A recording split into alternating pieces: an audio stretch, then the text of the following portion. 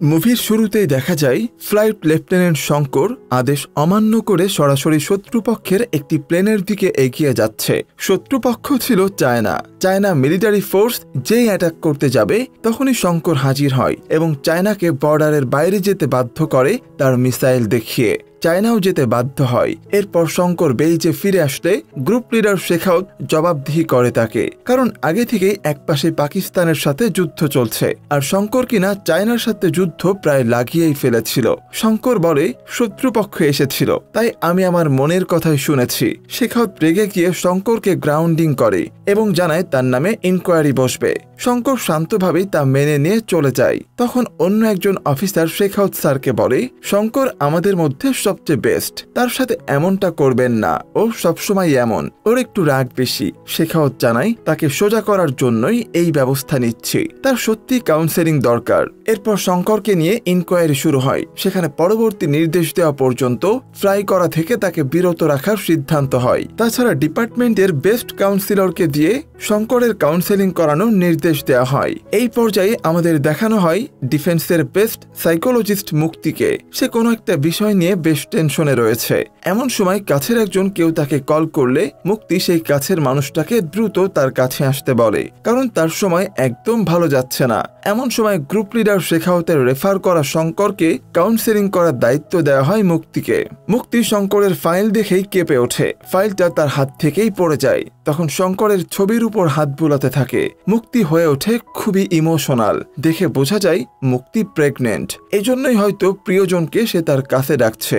যাই হোক, মুক্তি শঙ্করের ফাইল নিয়ে তার বসের কাছে আসে। তারপর জানায় সে এই কাজটা করতে চায়। বস বলে, তোমার এই অবস্থায় কেমন করে কি করবে? কিন্তু মুক্তি জানায় সে পারবে। মুক্তি বাড়ি এসে অসুস্থ বাবাকে জানায়, অবশেষে শঙ্করের খোঁজ পেয়েছি, আমি শঙ্করের কাছে যাচ্ছি। শঙ্করের কথা শুনে বাবা একটু রেসপন্স করে। পরের দিনই শঙ্করের বেইজের উদ্দেশ্যে বেরিয়ে পড়ে মুক্তি। এর মধ্যেই মুক্তি চলে আসলে ডাকা হয় শঙ্করকে।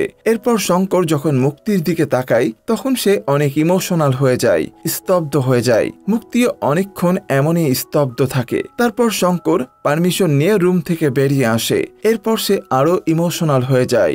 গল্প তখন 7 বছর পেছনে নিয়ে গিয়ে দিল্লিকে দেখানো হয়। ক্যাম্পাসের মধ্যে শঙ্কর একজনকে পেটাতে শুরু করে। পেটানোর ভয়ে সে আবার মাইর খাওয়ার অজুহাতে একটা কনফারেন্সে ঢোকে, যেখানে মুক্তি তার রিসার্চের বিষয় প্রফেসরদের শোনাচ্ছিল। তার রিসার্চের বিষয় ছিল মেডিকেশনের মাধ্যমে ভায়োলেন্ট মানুষকে নন ভায়োলেন্ট করা সম্ভব। কিন্তু এরপরেই কনফারেন্স রুমে এসে সবার সামনে শঙ্কর আবার সেই ভিকটিম ছেলেটাকে মারা শুরু করে।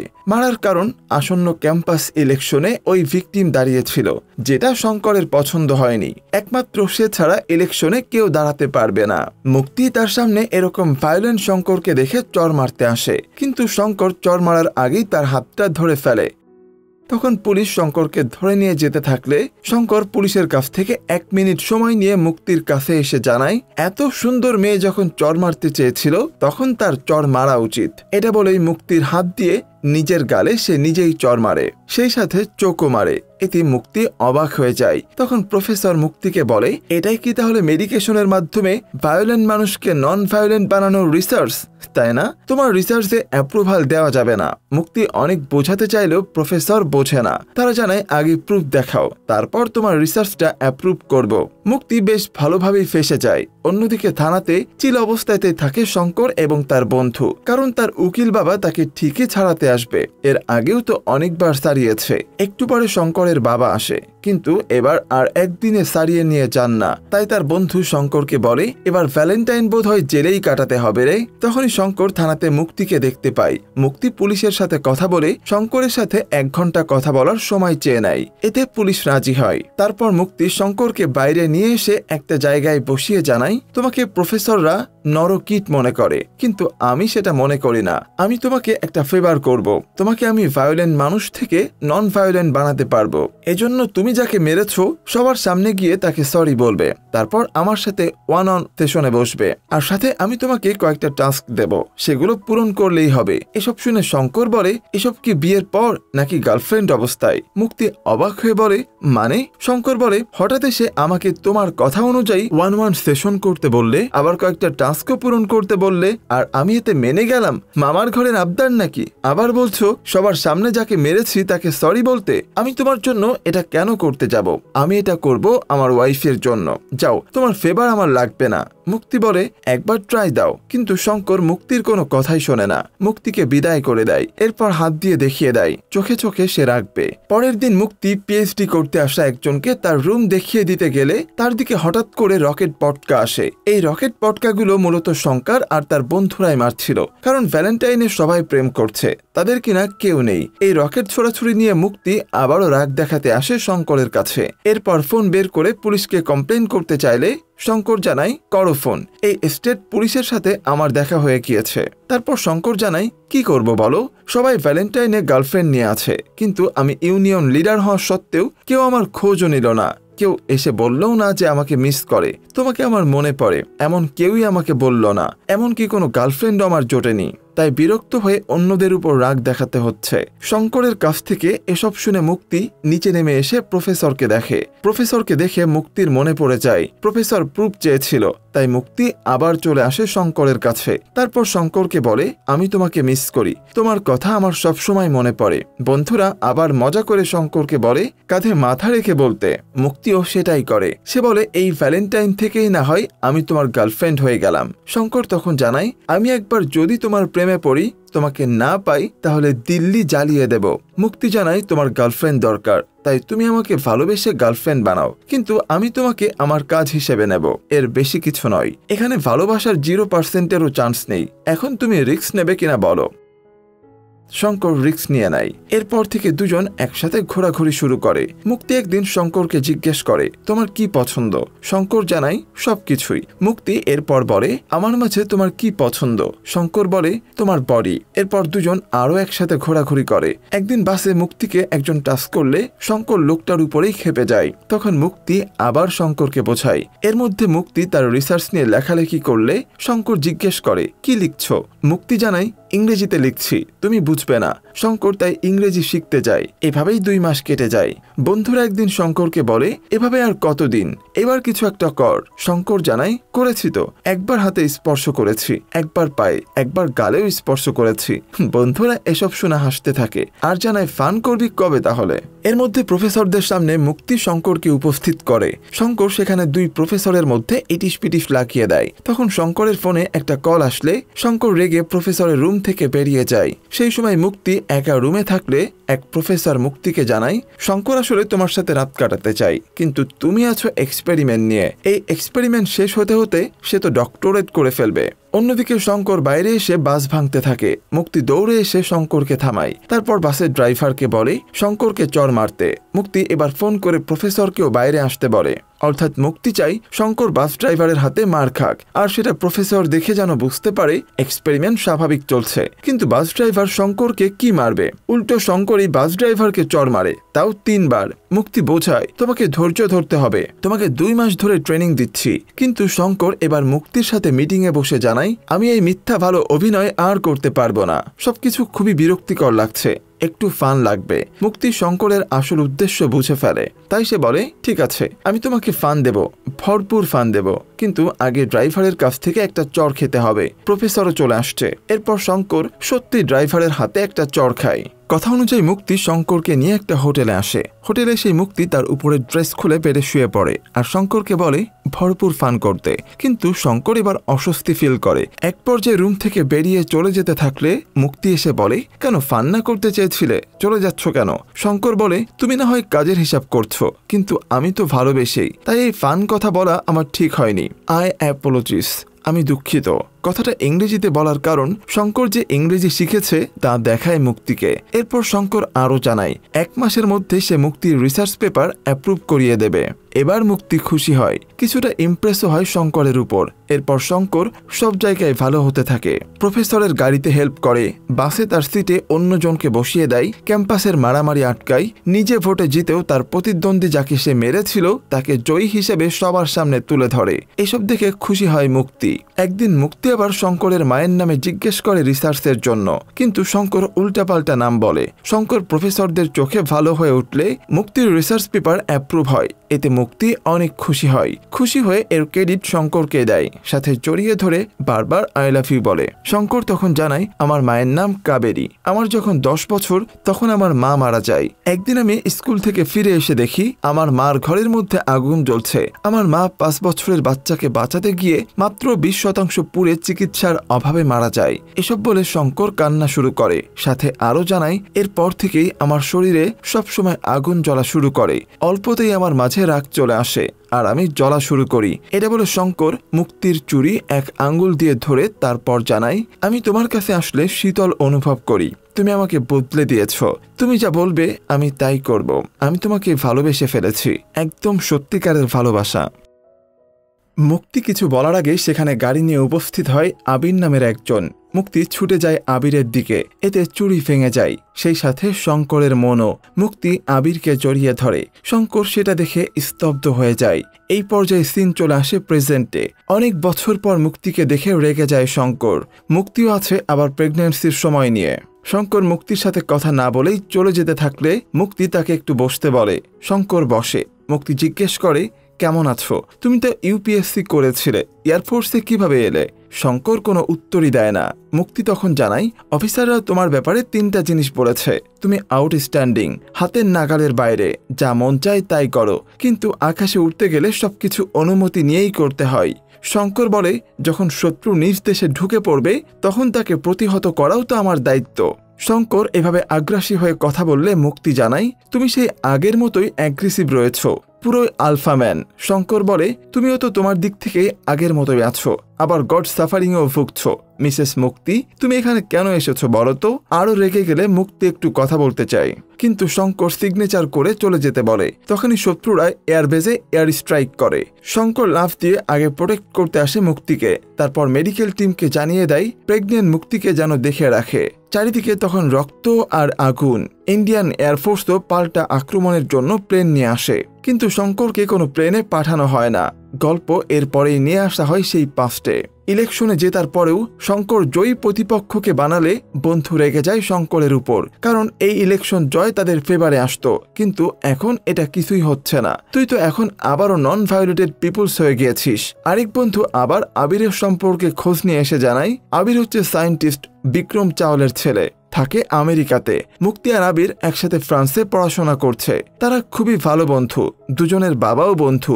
এই দুজনের মধ্যে বিয়ে ঠিক করা হয়েছে। এটা শুনে মাথা গরম হয়ে যায় শঙ্করের। অন্যদিকে আবিরকে সাথে নিয়ে মুক্তি একটা বারে আসে। সেখানে জানা যায় মুক্তি আসলে একজন ডাক্তার। সে আসলে ভায়োলেটেড পিপুলকে কিভাবে নন ভায়োলেটেড করা যায় সেটার উপর পিএইচডি মানে রিসার্চ করতে এসেছিল। মুক্তি আবিরকে জানায়, বাবা তোমাকে পছন্দ করে জানি, কিন্তু আমি একটু দেরিতে বিয়ে করতে চাই। আমেরিকাতে সেটেল হব, সেখানে জব করব, এটাই আমার ইচ্ছা। আবির আবার জানতে চাই রিসার্চের দিনগুলো কেমন ছিল। মুক্তি জানাই, বেশ কমপ্লিকেটেড, তবে এখন সে পুরোপুরি বদলে গিয়েছে। আবির মুক্তির কাছে এসে শঙ্করের এরকম প্রশংসা করলে সে জিজ্ঞেস করে, চক্করে পড়লে নাকি? মুক্তি জানায়, সেরকম না, তবে শঙ্করের মায়ের হিস্ট্রি আমাকে কষ্ট দিয়েছে। মায়ের মৃত্যু শঙ্করকে অনেক কষ্ট দিয়েছে। দুজনের এরকম কথাবার্তা বলতে থাকলে শঙ্কর এবং তার বন্ধুরা মোটরসাইকেল নিয়ে সেই বাড়েই আসে। শঙ্করের বন্ধু বেদ আবার পিস্তল নিতে চাইলে শঙ্কর পিস্তল না নিয়ে মোটরসাইকেলের পেট্রোল বোতলে ভরিয়ে দুজনের মাঝে আসে। তারপর দুজনের ড্রিঙ্কস শঙ্কর খেয়ে মুক্তিকে জানাই, যখন তোমার কাছে থাকি তখন নন ভায়োলেটেড থাকি, কিন্তু দূরে থাকলে আবার ভায়োলেটেড, তাই এই খেল আর খেলতে পারবো না। এটা বলে আবিরের গায়ে পেট্রোল ঢেলে দেয়, সে নিজের গায়েও। এরপর আগুন জ্বালালে মুক্তি আবিরকে ফ্রেঞ্চ ভাষায় বলে, আমি জানিও তোমাকে কিছু করবে না, সে ভালো হয়ে গিয়েছে। শঙ্কর এই ভাষা বুঝতে না পেরে ইংরেজিতে বলতে থাকে, সাথে জানায়, হয় ওই আমার গায়ে আগুন লাগিয়ে দে, না হলে আমি ওর গায়ে দেব। এই খেল আর খেলতে পারবো না। এটা বলে চলে যায় শঙ্কর।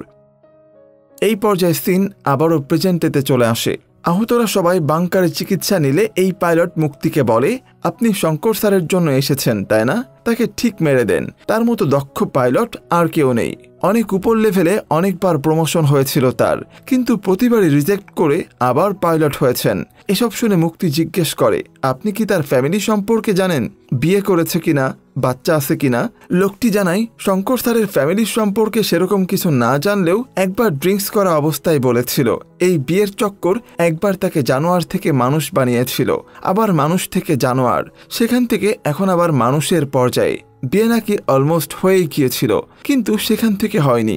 এসব শুনে মুক্তি এবার খুবই কষ্ট পায়। এত বছরেও কিনা সে বিয়ে করেনি। সিন নিয়ে আসা হয় পাস্টে। বারে ওই ঘটনা ঘটার পর মুক্তি আসে শঙ্করের বাড়িতে, এসেই পড়ে যায় ঝামেলায়। বাড়ি কিনা একটা বস্তির মধ্যে, জুতো পরে সিঁড়ি বেয়ে উপরে উঠতেও পারে না, তাই জুতো খুলে হাতে নিতে হয়। আবার ঘরে ঢুকলে দেখে বাপ বেটা আর বন্ধু একসাথে বসে ঘরে খাবার খাচ্ছে। ঘরটাও ঘরের পর্যায়ে পড়ে না, পুরাই অকওয়ার্ড ফিল করতে থাকে মুক্তি। শঙ্করের বাবা আবার তাদেরই খাবার খেতে দেয়। মুক্তি খাবার নিয়ে বলে, আসলে আমি দুঃখিত, কাজের দিকে মনোযোগী হয়ে তোমার দিকটা দেখতেই পারিনি। এরপর কি জানি একটা বলতে চাই, কিন্তু তা বলতেই পারে না, তাই তাদের বাড়িতে বাবার সাথে দেখা করতে আসতে বলে। এতে শঙ্করের বাবা আবার শঙ্করকে সম্মতি দেয়। মুক্তি চলে যাওয়ার পর বাপবন্ধু খুশিতে আত্মহারা হয়ে ওঠে। শঙ্করের ভালোবাসার মানুষের সাথে বিয়ে হতে যাচ্ছে বলে কথা। বাপ বেটা বিয়ের জন্য শপিং করে ফেলে। কয়েকদিন বাদে শঙ্কর আসে মুক্তিদের বাড়িতে। বাড়ির চারপাশে পুলিশ, বাড়িটাও বিশাল, দেখে বোঝা যায় কোনো সরকারি কর্মকর্তা। শঙ্কর বাড়ির ভেতরে ঢুকে মুক্তির বাবার সামনে বসে পরিচয় দেয়। মুক্তির বাবা তখন বলে, তুমি তো আমার মেয়েকে ভালোবাসো, বিয়েও করতে চাও, কিন্তু তুমি করোটা কি? শঙ্কর জানায়, লয়ে পড়েছি, লসুর এক্স প্রেসিডেন্ট। বাবা বলে, আমি জানতে চেয়েছি কি কাজ করো যেটা দিয়ে তুমি আমার মেয়েকে চালাবে। শঙ্কর জানায়, এখনো কিছুই করি না। এরপরই মুক্তির বাবা মুক্তির সামনে শঙ্করকে অপমান করতে শুরু করে। নিয়ে আসে শঙ্করের বাবার নাম। শঙ্করের বাবা যে সামান্য একজন নোটারি, শঙ্করের বাবা আসলে লয়ার নয়, নোটারি। সব লয়ারের সাথে পরিচিত বলে শঙ্কর থানা থেকে ছাড়া পেত। বাবাকে অপমান করার পর চেন্নাই থেকে এসে ঝুপড়ি ঘরে শিফট হয়েছে, এটা নিয়েও অপমান করে। তারপর বলে, আমার নাম কি তুমি জানো? আমার বাড়ির সামনে আমার নামে কি সাইনবোর্ড দেওয়া আছে সেটা কি দেখেছো? শঙ্কর জানাই, না। মুক্তির বাবা অপমান করে তখন বলে, তোমাদের মতো মানুষদের জন্য তো সাইনবোর্ড দিয়েছি, যাও দেখে এসো। শঙ্কর অপমানিত হয়ে চুপচাপ বাইরে এসে সাইনবোর্ড দেখে। মুক্তির বাবাই ইয়াশান্ত বেনিওয়াল, একজন IAS জয়েন্ট সেক্রেটারি। শঙ্কর সেটা দেখে ইয়াশান্তকে জানালে ইয়াশান্ত বলে, জয়েন্ট সেক্রেটারির মানে বোঝো? তুমি আমার আন্ডারে 226 ডিস্ট্রিক্ট ম্যাজিস্ট্রেট কাজ করে আছে, আরও অনেক সরকারি কর্মকর্তা। তোমাদের মতো 4 কোটি মানুষকে দেখে রাখি, আর তুমি সেখান থেকে এসেছো কিনা আমার মেয়েকে বিয়ে করতে? আদেও কি তোমার সাথে আমার মেয়ের বিয়ে দেওয়া যায়? শঙ্কর এবার মাথা নাড়িয়ে না বলে। তখন সে জিজ্ঞেস করে, তাহলে আপনি কার সাথে আপনার মেয়ের বিয়ে দেবেন? ইয়াশান্ত তার লেভেল দেখিয়ে দেয়। শঙ্কর তখন বলে, আপনার লেভেলে আসতে কি করতে হবে? এটা শুনে ইয়াশান্ত হাসা শুরু করে। শঙ্কর জানায়, আমার বাড়িতে বিয়ের আয়োজন চলছে, তাই আমি সিরিয়াস। ইয়াশান্ত জানায়, UPS এক্সাম দিতে হবে, এর আবার 3টি ক্যাটাগরি থাকে, তুমি একটা করে দেখাও, তাও ভেবে দেখব। শঙ্কর কোনো কিছু না বুঝে ডিল ডান করে বাড়ি থেকে যেতে থাকলে মুক্তি শঙ্করের সামনে এসে বলে, তোমার মাথা কি ঠিক আছে? UPSC এক্সামে একটা সিটের পেছনে 15 লাখ মানুষ লড়ে, তুমি অনেক করেছো, আর করতে হবে না। শঙ্কর তখন বলে, তোমারও কি তোমার বাবার মতো আমার বাড়ি দেখে বমি এসেছিল? তুমিও কি তোমার বাবার মতো আমাদের ছোট করে দেখছো? মুক্তি জানায়, ব্যাপারটা তা নয়। শঙ্কর জানায়, আমি আগে UPSC পাশ করেই তোমার সামনে হাজির হব, এর আগে নয়। যেদিন তুমি আমার ফোন পাবে সেদিন মনে করবে আমার UPSC ক্লিয়ার হয়ে গিয়েছে, সেদিন ফোন ধরো। যাওয়ার আগে মৃত মায়ের চুড়ি বের করে মুক্তির হাতে দেয়। শঙ্কর চুড়ি দিয়ে জানায়, বাবা বিয়ের প্রস্তুতির জন্য দিয়েছিল। এবার চুরি পেয়ে ইমোশনাল হয়ে যায় মুক্তি। এরপর শঙ্কর বন্ধুকে নিয়ে সোজা জেলা জজ কোর্টের সামনে আসে, যেখানে শঙ্করের বাবা কাজ করছিল। শঙ্কর বাবার থেকে 10,000 টাকা চায় UPSC এক্সামের বই কেনার জন্য। অবশ্য UPSC ঠিকমতো বলতেও পারে না, বাবাই বলে দেয়। তারপর বাবা হাসির ছলে বলে, UPSC এর পূর্ণ অর্থ কি?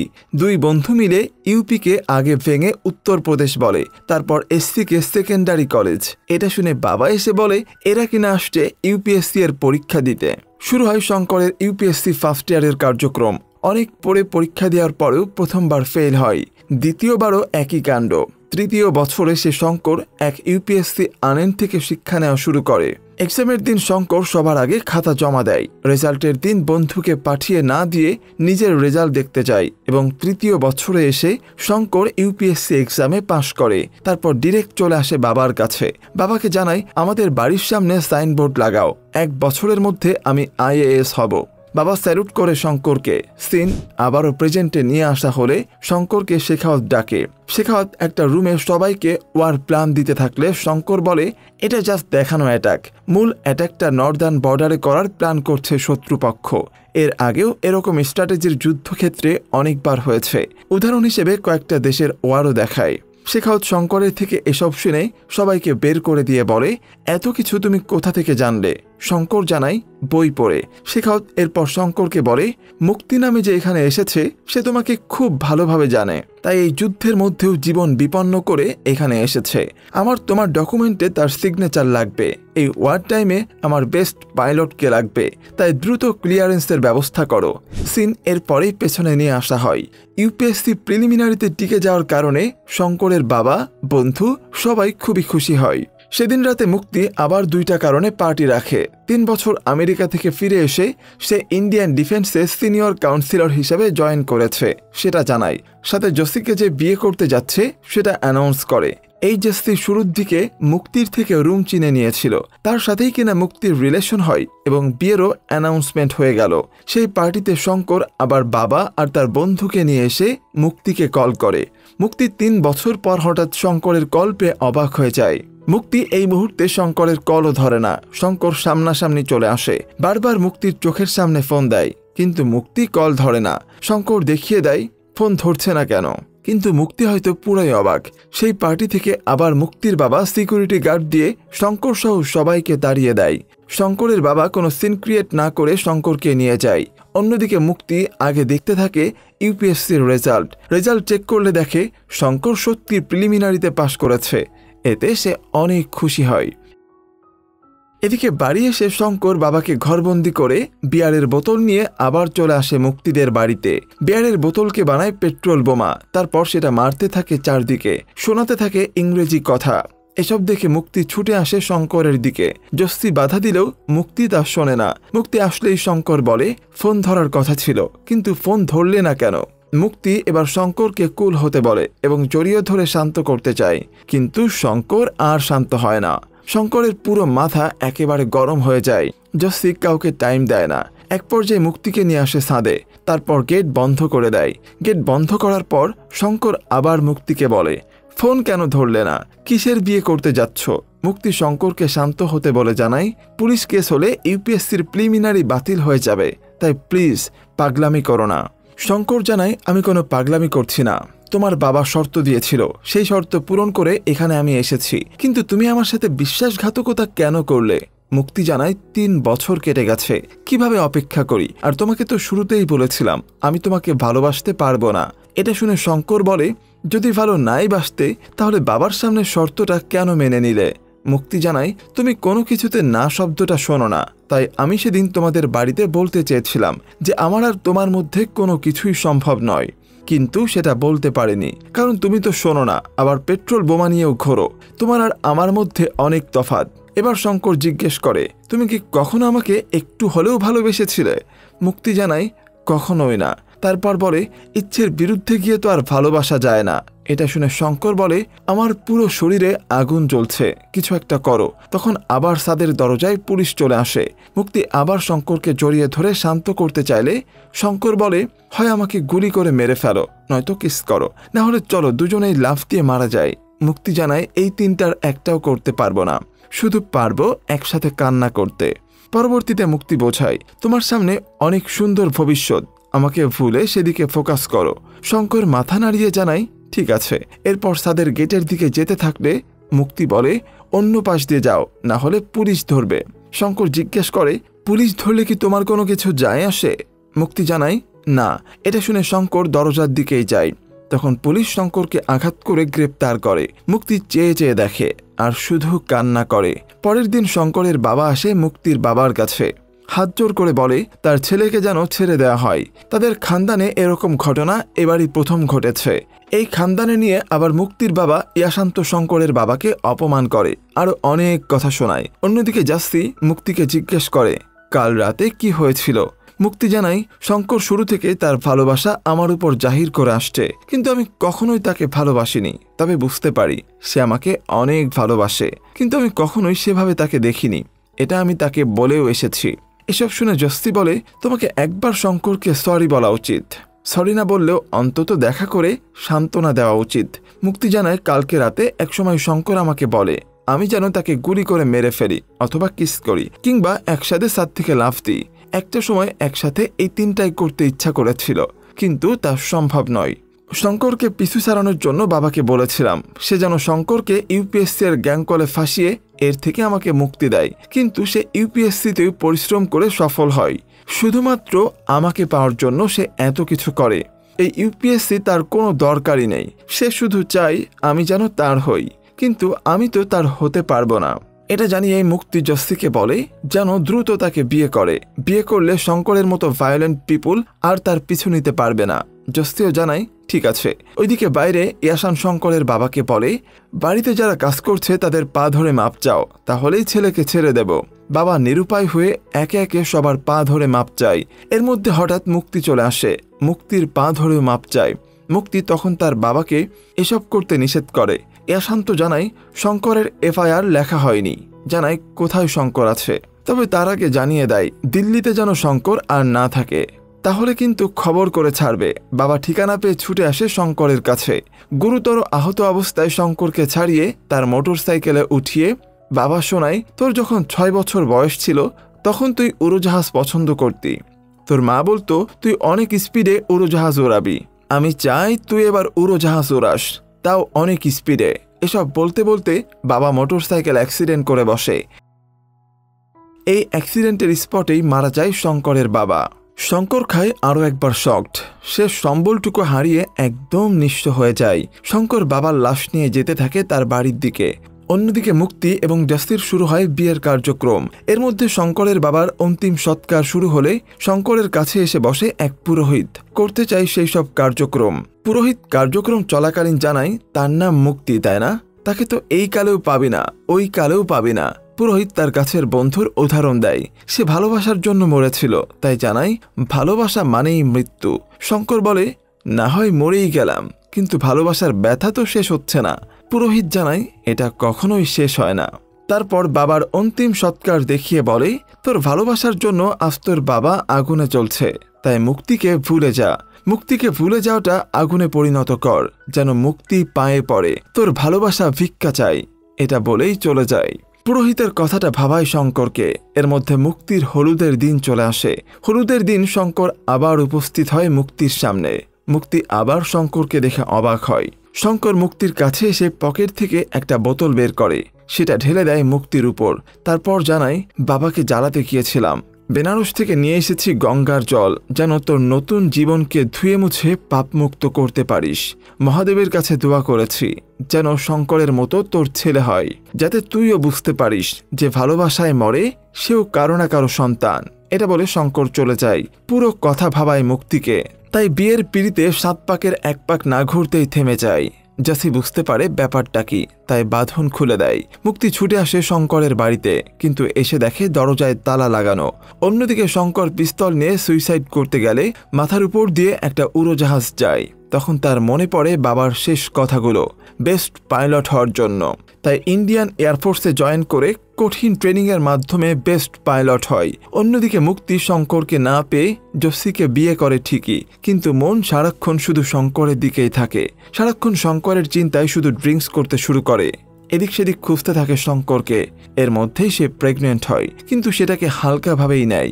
মেয়ের এরকম ভেঙে পড়া দেখে হার্ট অ্যাটাক করে বসে মুক্তির বাবাও। একদিকে শঙ্কর হয়ে ওঠে একদম পারফেক্ট ম্যান, অন্যদিকে মুক্তি যেতে থাকে রসাতলে। ভাগ্য কিভাবে বদলিয়ে দেয় প্রত্যেকের জীবন সিনের মধ্যে নিয়ে আসা হয় প্রেজেন্টেতে। শঙ্করের সবকিছু শুনে কান্নায় ভেঙে পড়ে মুক্তি। এরপর আসে শঙ্করের রুমে। তার পুরো রুম দেখতে থাকলে শঙ্কর এসে বলে, আর ইমোশনাল হতে হবে না, আমার প্লেন উড়ানোর জন্য সিগনেচার দাও। মুক্তি তখন জানাই, আমি ইমোশনাল হচ্ছি না, শুধু ভাবছি সেসব মেয়েদের কথা যারা আসলে রাজকুমারের মতো কাউকে চায়, কিন্তু রাজকুমার কিনা তার যোগ্য নয়, যোগ্য হচ্ছে দিনমজুর। এই জায়গায় মুক্তি তার কথায় বলে, এসব বলার পর যদি আমি বলি আমি তোমাকে ভালোবাসি, এটা কি তুমি বিশ্বাস করবে? মুক্তির মুখে এই কথা শুনে হাসতে শুরু করে শঙ্কর। বলে, তুমি আসলে ড্রিঙ্কস করেছো, তাই মাতাল হয়ে এসব বলছো। মুক্তি জানাই, হ্যাঁ, আমি সব সময় ড্রিঙ্কস করি, ড্রিঙ্কস করে নিজের মৃত্যু চাই, কিন্তু সেই মৃত্যুটা তো হচ্ছে না। আজ প্রেগন্যান্সির 9 মাস, বের হলেই হয়তো আমার মৃত্যু হবে। শঙ্কর বলে, যাও, মারা যাও, তাও আর ভালোবাসার কথা আমাকে বলো না। আমি এখন আর ভালোবাসার কথা মাথায় দেই না, আমি এখন শুধু লড়াই করতে চাই। তাই আমার রিলিজেশন পেপার সিগনেচার করে আমাকে প্লেনে উঠতে সাহায্য করো। কিন্তু মুক্তি সিগনেচার করতে চায় না, জানায় সিগনেচার করা মানেই তো মৃত্যু। শঙ্কর আবার জানায়, আমি মৃত্যুকে আর পরোয়া করি না, আমি অনেক আগেই মারা গিয়েছি। অন্যদিকে শেখাওয়াতের কাছে একটা ইন্টেল আসে, একপাশে চায়না ফোর্স নিয়ে রেডি হয়েছে, অন্যদিকে আইএনএস বিজয়কে পাকিস্তানের 4 ওয়ারশিপ আক্রমণ করেছে, তাই দ্রুত সকল এয়ারফোর্স নিয়ে আক্রমণ চালাতে হবে। এদিকে মুক্তি এমন অবস্থায় হাঁটু গেড়ে শঙ্করের সামনে বসে, তার ভালোবাসা ভিক্ষা চাই, বলে যেন যুদ্ধে না যায়। তখন শঙ্কর দেখে মুক্তির ব্লিডিং হচ্ছে। মুক্তি জানায়, আমার আর তোমার সম্পর্কে তো এই রক্তের মতোই, তাই এটা কোনো ব্যাপার না। কিন্তু শঙ্কর এমন অবস্থা দেখে মুক্তিকে দ্রুত মেডিকেল সেন্টারের দিকে নিয়ে যেতে থাকে। তখন মুক্তি জানায়, এই সন্তানটা তো তোমার, আমি বাবার ইচ্ছেতেই জসিকে বিয়ে করেছি, কিন্তু তাকে কখনো মেনে নিতে পারিনি। তুমি আমাকে শেষবার বলেছিলে আমার ছেলেও যেন শঙ্করের মতো হয়, আমি সেটাকেই ধারণ করে রেখেছি। শঙ্কর এসব শুনে বলে, কিসব যাতা বলছো, এই মুহূর্তে তোমার হাজবেন্ডকে ডাকো। মুক্তি জানায়, জসি এখন আইএনএস বিজয়, সে হয়তো সেখানেই মারা যাবে, আর তুমি গেলে তুমিও মারা যাবে, তাই আমার হবু ছেলেকে একা রেখে যেও না। শঙ্কর জানাই, তোমার সন্তান একা বড় হবে না, তুমি সিগনেচার করো, আমি আবার ফিরব। এবার সিগনেচার করে মুক্তি। তাই শঙ্কর যেতে থাকে প্লেনের দিকে। যাওয়ার সময় উপলব্ধি করতে থাকে মুক্তি এবং বাবাকে। অন্যদিকে মুক্তি অপারেশন থিয়েটারে শুধু শঙ্করকেই উপলব্ধি করতে থাকে। এর মধ্যে শঙ্কর প্লেন নিয়ে অপারেশন শুরু করে। আইএনএস বিজয়ে ইতিমধ্যে আক্রমণ হয়েছে, সেখান থেকে জসি এবার শঙ্করের লড়াই দেখতে থাকে।